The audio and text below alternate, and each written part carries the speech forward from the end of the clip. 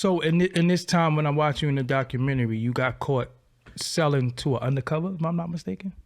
Yeah, so the truth of the story is, right?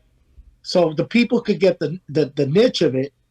I started when I come after becoming a king. I come home in 92. 92, we start a movement with the Young Lords ex-parties, Richie Perez, with the Workers' World Union and 33 Mothers Against Police Brutality, the Miss Bias case from the Bronx, where her son was choked by Officer Lavoti, and the Rosarios, where their 3 sons were shot in the back while they were handcuffed. So long story short, so people understand, when the mothers came to me and told me that nobody's helping us, nobody helps us in rallies, we hear you about that shit. We want to see you. Could you help us? And I united myself with that movement. It was called the No Justice, No Peace movement against Giuliani and the 33 police officers that killed 32 kids in our community. So when I locked arms with them, the shit started getting ugly. So I did the move. I did my right move. What I didn't understand, that I was making political enemies and challenging Giuliani and them, as I was looking real small on TV and being the front man and bringing this army to a fort against Giuliani. Of course, the feds and them was moving against me. And I thought I was, sometimes you think you boxing with a heavyweight dude and you could handle him. But in round 13, he got more weight. They got more money. So surely they surrounded me, and they what we call COINTEL. All my resources got cut off. And I'm going to say the truth. So when I couldn't feed my own family and I had all this power, and I'm talking about movement, and I owed 3 months rent and I couldn't get shit right, but I knew I couldn't get involved in the game, I said, what the fuck I do?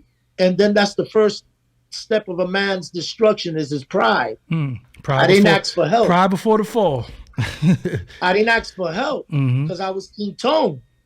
I said, how the fuck is Sound me asking somebody for help?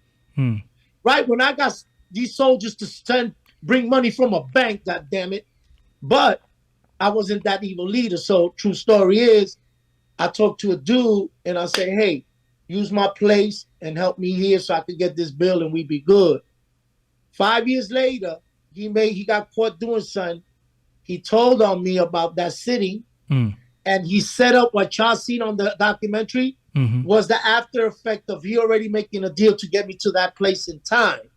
I already did something, but what they had me was just to get me there, and put the cap on him inviting me somewhere and they already being there. So that's what happened, in the true story of why everybody thought it was that I was in like the day that I was part of a drug empire. No, I made a bad decision once to get out, and they held it for 5 years, and I went and I took my obligation. I said, that shit is mine. I said, none of that shit had nothing to do with the nation. Let's get ours done. And I took 13 and a half years for being a lookout to a drug set. I did 3 years with no human contact, 24-hour lockdown.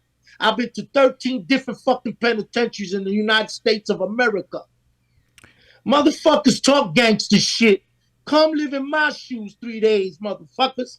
And a lot of us suffer that for having that resume. And Pistol Pete, me, Magoo, all these big names, Boy George, motherfucker, Gotti. I've been with all of them. The Emmys, all of them across the country. My black book is evil. Of course, this is only the trailer for the full interview. Make sure you subscribe. Click that bell to get all notification. You do not want to miss this when this full interview drop. It is crazy.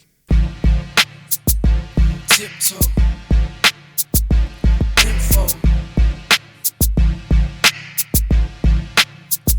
Signal.